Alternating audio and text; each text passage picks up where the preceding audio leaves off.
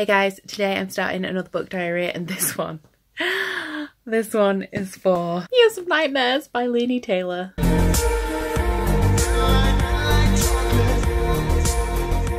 So you can imagine my shock, my screaming, when I came home and I found this on my kitchen table from the publisher. So thank you so much to Hodder and Stoughton for providing me with an ARC for review.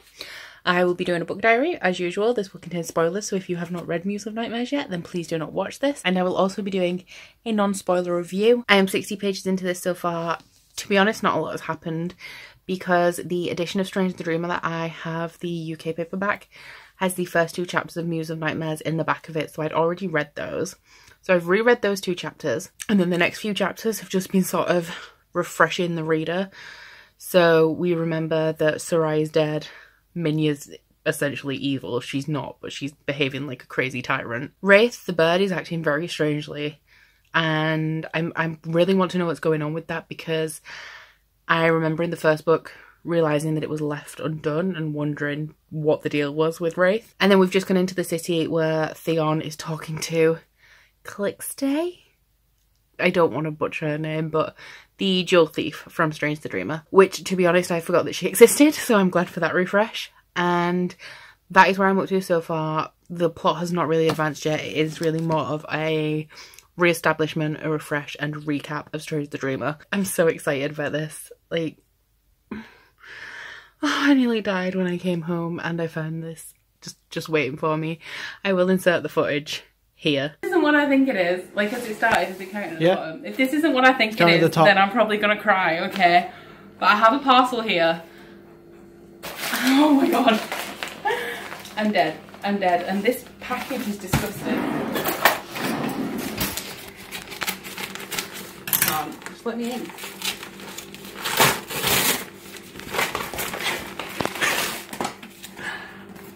I've got an ARC of Muse of Nightmares.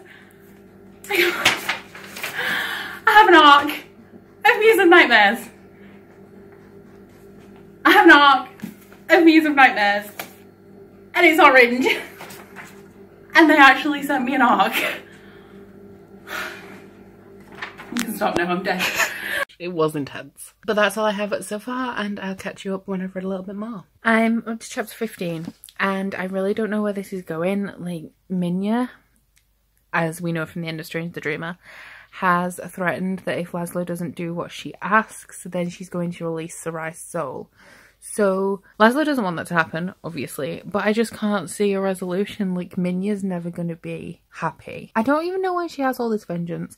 Like, honestly, if that was me, like, after 15 years, I'd be like, you know what, it's just, revenge seems like a lot of effort, let's just not bother. So she has a lot of determination. I also don't see how they can possibly have a real future when Sarai is a ghost. So I'm not sure, but I'm 120 pages in. I have no idea where this is going. I don't know what the actual meat of this book is going to be. I don't know what the resolution will be. I can't see a possible resolution right now, and it is killing me. The story doesn't seem to have moved on a lot so far, but Laini Taylor's writing is still on point. I mean, I have 4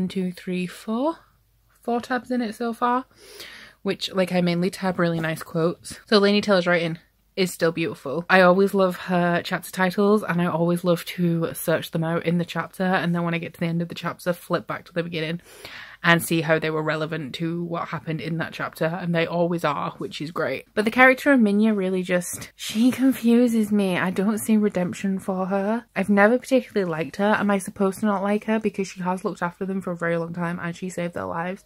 So I feel like I should like her at least a little, or want redemption for her. But essentially, she's just ruining everything for me right now. And I don't know what's going to happen. Because if she goes down and slaughters everyone in Weep, there's going to be repercussions of that. I mean, Theon and Calixte are off doing something, which seems pretty interesting. But we're not seeing too much from them. Yeah, I just don't know. So the 2 girls from the beginning of the book, Nova and Cora, I thought that they were somewhere else in the world and that there were other godspawn and gods. And that it was showing how they weren't evil. It was interpretation because of the current predicament with the Seraph in Weep that made people believe that they were evil. However, I've just read the first chapter of section 2, chapter 16. I am shook. Okay, so Scathis is the one that goes there, so it's not somewhere else. It's some other time, so it's before this all happened. And Scathis is a horrible pig. Like how he puts the collar on Cora. I think Cora was tested first. But also, Cora is Wraith. So Cora is the bird, and the bird took Laszlo. So there's another god that's been there all this time, because Wraith has always been there.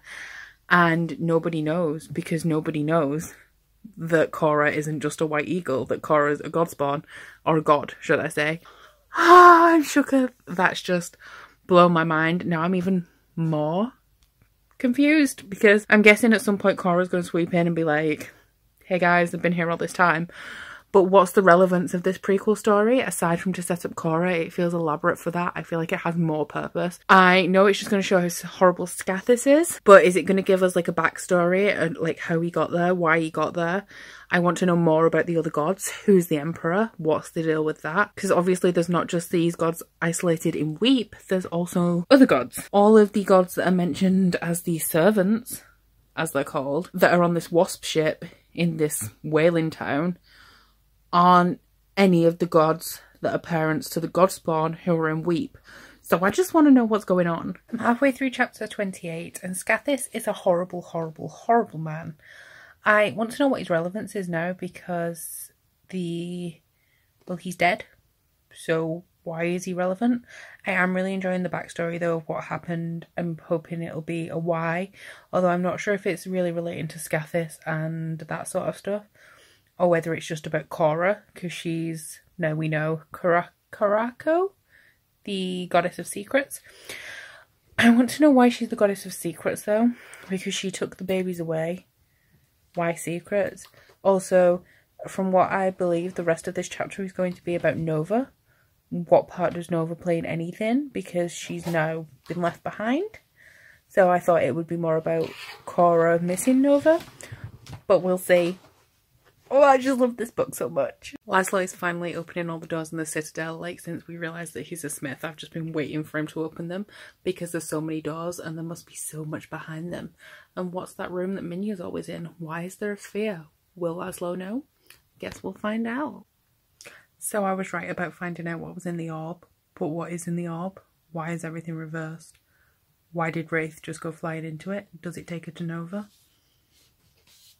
Oh god, chins. So it's been a few days since I've read any of Muse of Nightmares, but I'm continuing now, and they're in the heart of the Citadel. Errol Fane has come up and said that they took the children into the sphere, which I'm guessing is kind of where Wraith has gone, but they've opened up one of the wasps that's on the wall in there and found that they're small flying ships with cages inside. But like, what have they done with the children? Where are the children? Oh my god. Strange the Dreamer is a sci-fi. It's a sci-fi. It got to the bit where they're reading like the Bible and they're explaining all of the other worlds, and like Rosa is listing the worlds, and he says like Malise, which is where the gods came from, and then Earth, which is where I am, and then he keeps going and then he gets to their world. So like Strange the Dreamer is a sci-fi. My mind is blown. So it seems that the person who's coming through the portal after Wraith is Nova, which is interesting. I'm intrigued on how she's crossed these worlds, and it's taken her 200 years. Like, what form has she taken? Because she can steal people's gifts, but unless she stole somebody's gift to change bodies, then how is she not dead? I don't know. I'm going to take a little break now and do something else, but I am so hooked on this. I know that the two worlds are colliding because, as I said before, my favourite parts was the backstory of Cora and Nova. And now that the two worlds are colliding, I am super interested and I just need to continue. So it's been a little while since I've updated and I've read a huge chunk of Muse of Nightmares, but honestly everything is just going down and I couldn't bear to like put the book down to stop and film. Nova's come in and she's killed Errol Fane and Azarine, and she's found out that Cora and Scathis are dead, and she has chucked everybody out of the Citadel just onto the streets of Weep, where Minya has now started a war. And I'm just shook. I'm shook. I don't want it to end. There was a bit that recently that really just got me, and it was, oh, it was the first chapter of section 4 that tells you Cora's story, because all of the chapters that have focused on Cora and Nova have been focusing on Nova and her search for Cora. So we finally find out what Cora's been through, and that Scathis kept her as a slave and a spy and forced her to sell the children into slavery. And it really tugged at my heart. There's one bit, like, I can't quote this because it's an arc, but there's a bit that's at the end of that chapter where I just felt really sad because she was killed along with the rest of the gods, even though she wasn't doing anything that she hadn't been forced to do. And just this hope, like this unending hope and belief she had that her sister would come and rescue her. And Nova did come and rescue her, but she was too late. And it broke my heart. I nearly cried at work. It was horrible, but it's beautiful, guys. It's just beautiful. As I'm sure you know, if you're watching this vlog, you probably already read it and just know how amazing it is. So Sparrow's been shot, Ezreal Fane is alive, Azarine is alive, but Sparrow's turning grey, which leads me to believe that if you're not in contact with the Mesarthium, then you do stop being blue. But if you use your magic, it leaches out faster, which then would explain why Minya turned grey so quickly when she was in the Citadel, because she's constantly using so much magic. So Sparrow's essentially drained, but Minya, who is now no longer in the Citadel, is also turning grey. And if she turns grey, that means that she lets go of Sarai's soul. And then because Sparrow has brought Azarine and Errol Fane back to life, that means that she could have saved Sarai, but she just didn't understand her power. I've had an inkling all along, as Sparrow's been like wondering about her power, that she could heal people. And so I'm sad because it's going to be so bittersweet. Like, not only if we lose Sarai, that's going to be heartbreaking, but it's going to be so bittersweet knowing that Sparrow saved her. And regardless of whether Sarai evanesces or not, it's still going to be heartbreaking, because Sparrow still could have saved her. She didn't have to be dead, she could be alive. So I've just read Minya's story where she remembers. I don't think she knew. I feel like she remembered that she killed the Ellens, and Sarai was right, the Ellens were horrible, nasty people. And I really love this redemption for Minya, because at the beginning of the book I was like, there's no way that they're going to get Minya to stop. There's literally nothing they can do apart from kill her, but then they can't kill her because of Sarai. And then she lets the ghost go because she has to keep Sarai for as long as possible, because she's turning grey and eventually brown. Eventually she lets go of the Ellens, and then she's not this hateful, horrible person anymore. And it's like the only redemption that I could have seen for her, because obviously she's been trapped in the Citadel for years, so it's not like she had any other way of redeeming herself. It's not like there was anything that really shaped her character, aside from the trauma from 15 years ago that made her this horrible person. That was just who she was, and I did not see this redemption coming. I didn't see the ghosts being the source of her pain. Like, I knew that they were feeding her pain, but I didn't know that they were really the sole things responsible for the anger and the hate that she harbored.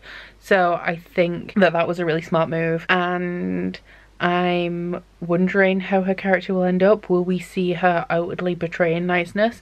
Because I feel like if you think about a time where you've really disliked someone, or you've had a hostile relationship with somebody, and this bitterness just like builds up inside you, and then you maybe decide, okay, we're going to be friends now, and it's really hard.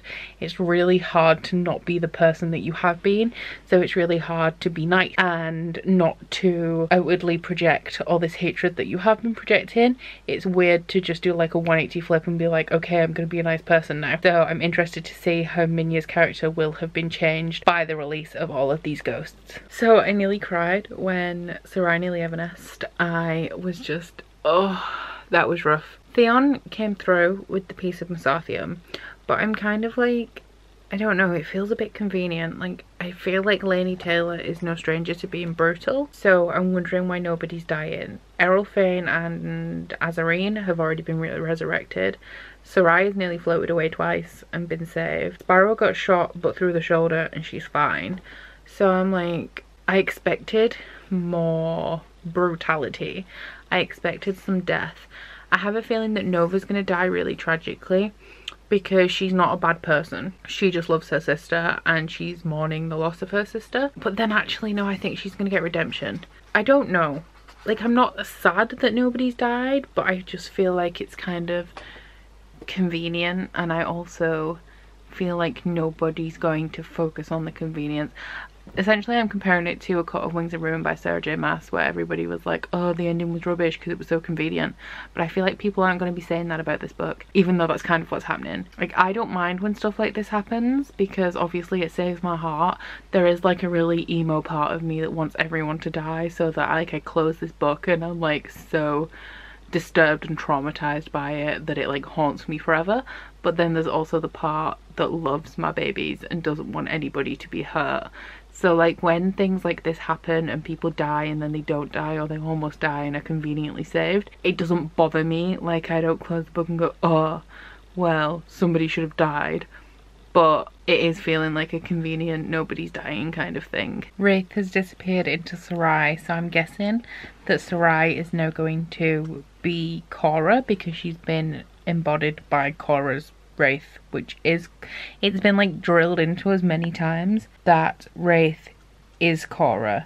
Like, it's not just something Cora can do, like Wraith is Cora. So Cora is now in Sarai, and I don't know if they're going to go talk in the dream, but if I was a book crier, this was going to make me cry. Because I'm not a book crier, I don't think it's quite enough to make me cry, but I am getting this feeling in my chest. Like, I have this feeling of like tingly anticipation, like kind of heartwarming stuff, but like with a hint of like anxious trepidation. So I'm excited. Who knew that this whole story would hinge on the bird? Because that's what it's come down to. Like, there's all the stuff going on in Weep, but it all comes down to what happened before. So it comes down to Scathus, and then in like what's relevant to the actual plot, it comes down to two sisters centuries ago that just loved each other so much. And that is like, for it to hinge on sisters, it's beautiful. Like, normally it's all hinged on a romance, but it's sisters. And I'm an only child. Like, I'm an only child, like a classical only child, complex only child. But I can still appreciate that. And it's just really getting me in the feels a bit. Nova's death just really got me in the feel. I had a feeling that would happen. I didn't see how she could move on from this. From like speaking to her sister and realizing that she was dead. It's been 200 years she's been searching for her. I kind of saw it coming. I wasn't sure. It got me. And then chapter, I'll let you know what chapter it is because I think I can do that. Chapter 62. The Ones Who Knew. That was just perfect. I absolutely love that. It's only like one page, half a page, but it was beautiful. I'm now about to start part 5. So I'm on page 495 of 515 or 13 or 14. I have like 20 pages left, which is like this much. So guys, it's all over. I've got where's my, I think I've took my bookmark out. But it's we're coming to an end. This is it. It's happening now. So I finished Muse of Nightmares, and this is going to be very brief because I have a lot of footage, but I think all of my thoughts are pretty much like, you've heard all of my thoughts, so you know how I feel about this book. But I gave it 5 stars because obviously I did. I really loved the ending. I think it was left with scope for more books, or more books in the universe that kind of link up and tie in the way that this nods to Daughter of Smoke and Bone. So I will be eagerly awaiting anything that Laini Taylor publishes, now that I assume like she has sort of like her own universe that she's building. So I will be eagerly anticipating anything else that she publishes. As you know, I felt all the feels. I loved this. It upset me. It was beautiful. So glad that I had an opportunity to read it early, and so glad that I've read it because I adore it. Now that I have read it and I'm halfway through reading Strange the Dreamer, I do think I like Strange the Dreamer a little bit more because it has all that magic and anticipation that this one is lacking, being the conclusion and already knowing what the great mystery of Weep is. So I like Strange the Dreamer slightly more, but it is very slightly. I still absolutely adore Muse of Nightmares. Still definitely one of my best books of the year, and my experience reading it, as you saw, was a roller coaster of emotions that I really look for when going into a book. So, Muse of Nightmares, you beautiful, beautiful book. You have been read. You were awesome. And so that concludes this vlog. Please don't forget to like it if you liked it and subscribe if you want to. Let me know in the comments down below your thoughts on Muse of Nightmares. Did you like it as much as I do? Did you enjoy the same parts that I did? The stuff between Cora and Nova was my favourite thing. Generally, I just want to chat spoilers because not very many people have read it yet, so I'm like all on my own with all these feelings. But that is everything from me today. Thank you if you've made it this far. I know it's a very long vlog. Bye! Oh, you bite your friend like chocolate. You say you will go where nobody knows, with guns hidden under our petticoats. We're never gonna quit it, no, we're never gonna quit it, no.